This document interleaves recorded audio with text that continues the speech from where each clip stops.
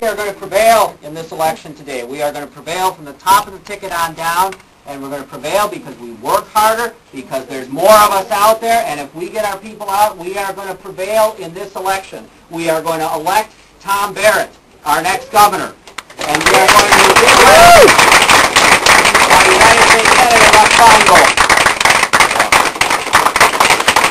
Tom Barrett is one of the most outstanding stand-up guys that we could ever imagine running for public office. And we are so fortunate that he is on the ticket. He is courageous, he is compassionate, he is competent, and he is going to work on behalf of the men and women of this state, working men and women of this state, and not for the special interests. So we've got to do everything we can to make sure that Tom Barrett is the next governor of Wisconsin. And we have as well an outstanding United States Senator who time and again has shown that he will stand up to the special interests. Right now, there was just a rating of lobbyists' friends and foes in the United States Senate. The number one foe of lobbyists is our United States Senator, Russ Feingold.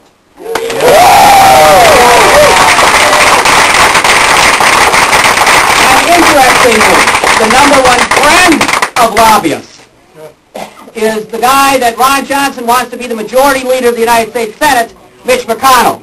So we have a significant contrast in what's available. Russ Feingold has stood up to the special interest. If anybody thinks that somehow he is just another politician, and somehow he's a reality, or they are being dishonest with you. Time and again, Russ has stood up. Stood up against NAFTA and CAFTA and unfair trade agreements. He stood up against, and don't let anyone tell you differently, he stood up against the TARP program. Don't let anyone make you think anything different is the case. You know, you listen to his opponents. You listen to my opponent. What did your opponent just say? That his program is hard work, common sense, and discipline. I mean, I'm not quite sure how that spells out in public policy. But you know where Russ stands on public policy. He stands with the people of this state. And that's what we're going to get when we put him back in the United States Senate. You know, you listen to my opponent, he tells us flat out that the answers to our problems are simple. Cut taxes, primarily for rich people. Cut spending in some ways that is unspecified, it isn't going to affect you. And less regulation of business. You know, it's interesting, 10 years ago, when the economy was booming, and when unemployment was low, and when the federal budget had a record surplus, the Republican Party ran on the exact same platform. So how's that working out for you now? You know, it's like going to the doctor, and no matter what your ailment is, they write the exact same prescription. I've been around long enough to recognize that difficult problems don't lend themselves to simple solutions. If the answers were easy, they'd already be in place. We're going to have to make some difficult choices. We may need to make sacrifices. But there is something ennobling about facing our most difficult challenges. Our parents, they did things not because they were easy, but when it was hard. Across the centuries, there has existed between generations of Americans an unwritten but sacred contract. We will leave this country better off than it was when we inherited it from our elders. For the sake of our children, we cannot break that bond. There are those who say that this generation is unwilling to make difficult choices, that it won't make sacrifices, but I believe that is false. I believe that the people of this state and of this nation yearn to be called to service again. They seek to be part of something greater than themselves, something that will benefit their fellow citizens and those who come after us. They want to make a family and benefit us.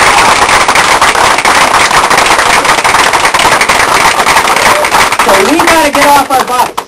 We've got to do what's necessary to get Russ Feingold reelected to the United States Senate, standing up for us in the United States Senate. We've got to make sure we get Tom Barrett elected our next governor, and there's more of us than there are of them. Yeah. We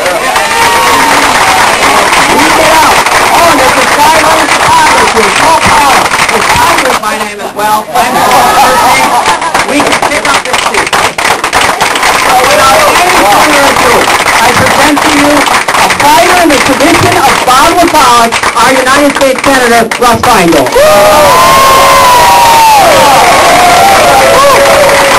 Thanks, everybody.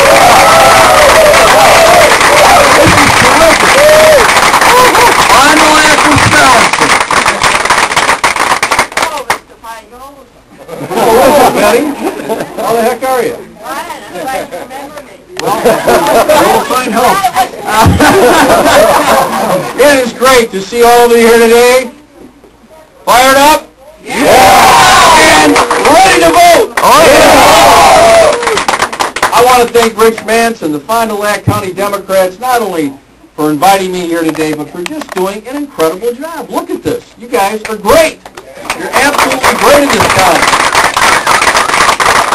And I want to thank Paul Czisny for his introduction and wish him well in the assembly race and just say you sounded very, very good. Yeah. Well done. Well done. This will help us not only let Paul but drive turnout to have this kind of energy in a candidate here. Early voting in Wisconsin is so easy, and that's exactly how it should be.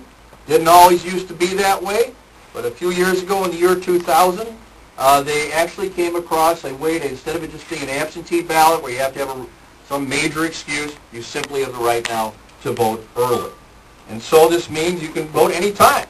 If you don't want to wait in line on November 2nd, this is an opportunity you have to vote at least Monday through Friday at the municipal building. So you can start by making a difference right away today. We want to get as many people to vote now as we can, and of course it's as easy as going down to the city clerk's office if you're here in the city, or the town hall, or wherever you might be in the county or the area. And we're going to do this with some of you right after this rally today. You just have to show that you've lived in Wisconsin for 10 days or more. If you're a student, you can use a student ID to prove your residency that you live in student housing or show a utility bill. You can even have a registered voter vouch for you at the polling place. Now, why do we have rules like this? They're the most progressive rules in the country. Because we believe that the more people that vote, the better for democracy. The better for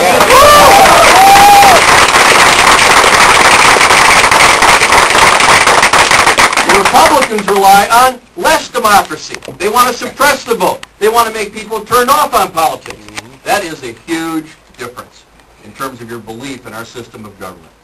The fact that you're taking the time today will make that difference, and it won't be in this election because of your efforts, people spending their personal fortune on ads or corporate interests from out of state trying to tell you to vote for my opponent, and they've already spent a couple $1 million doing that. Notice I don't have a single ad from those interests because I asked, and unfortunately, I can't stop them, but I did ask them to stay out so we could have a Wisconsin election. I'm very proud that we're doing as well as we're doing without any of that help from ads from out of state. This is about you. You're showing up today obviously shows we're in Fond du Lac. That this idea of an enthusiasm gap is a figment of the Republicans.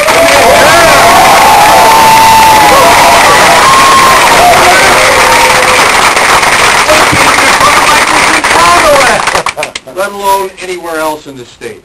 I don't see the enthusiasm gap here, and I sure didn't see it a few days ago in Madison when the President of the United States, Barack Obama, had the largest crowd in the history of his presidency to that date. Since the inauguration, it was the largest crowd he had had. 26,000.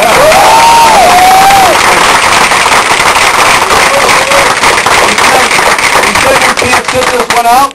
We can't let this country fall backwards because the rest of us didn't care enough to fight. He said the stakes are too high for that, and we all know how right he is. Right now, I pointed out in my ad that the Republicans are dancing in the end zone, and I'll guarantee you, I already know that they've already reserved some of the finest hotels in Washington, the champagne's ordered, the caviar. They're going to raise money there for future elections.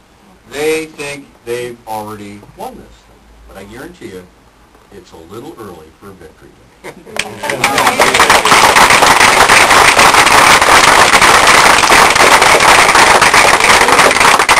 I'm telling people for days that our polls have indicated for some time that our situation is that the race is essentially even at this point. And yesterday, finally, the good people at St. Norbert's confirmed that. And in fact, this race is absolutely on the dime. It's up to you to win this election. It's completely within reach. We can't hand this country back to the Republicans. We've got to save this best way. No. I don't need to tell people in this county, in this region. These are the folks, especially Ron Johnson, who support the trade agreement, that have sent tens of thousands of Wisconsin jobs overseas. As a matter of fact, my opponent thinks it's Jim Dandy. He says, oh, that's creative destruction. Well, I'll tell you something. It's just plain destructive. Destructive to our families, destructive to our community, destructive to our state, and destructive to our nation. And that's why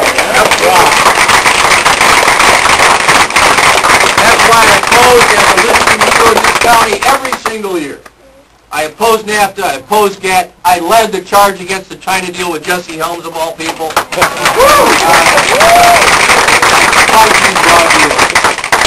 Republicans are also the ones who want to repeal the health insurance reform law.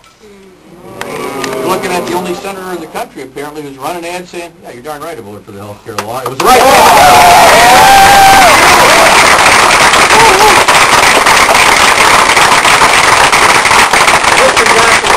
Key phrases he repeats all the time. In fact, the Oshkosh Northwestern, his hometown newspaper, asked him repeatedly to come before them to be interviewed. He refused. He will not speak to his own hometown newspaper for an interview. But they did have an editorial the other day that said, never has anyone spent more money to say less. But he did say something. He said that he's going to repeal that health care law because it is, quote, the greatest assault on his personal freedom in his lifetime.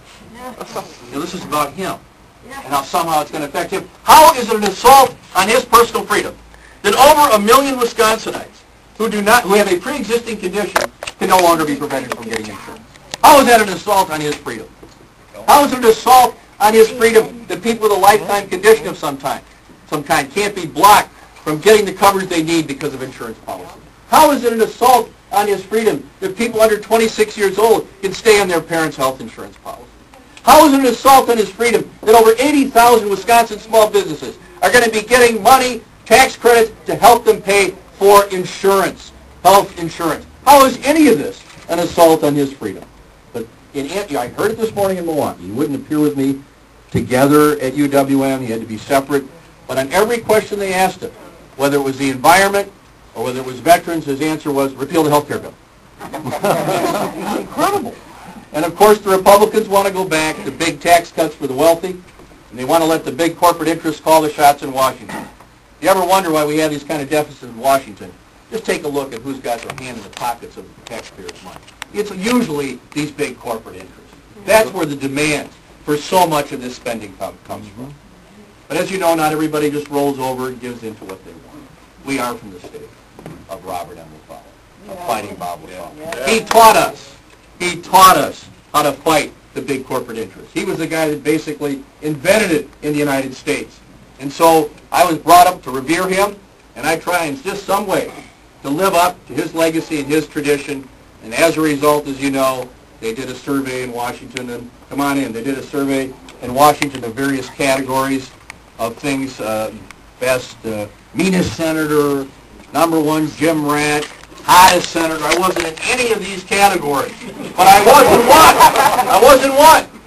And that was when they asked, who is the number one enemy of the Washington lobbyists? You're looking at him.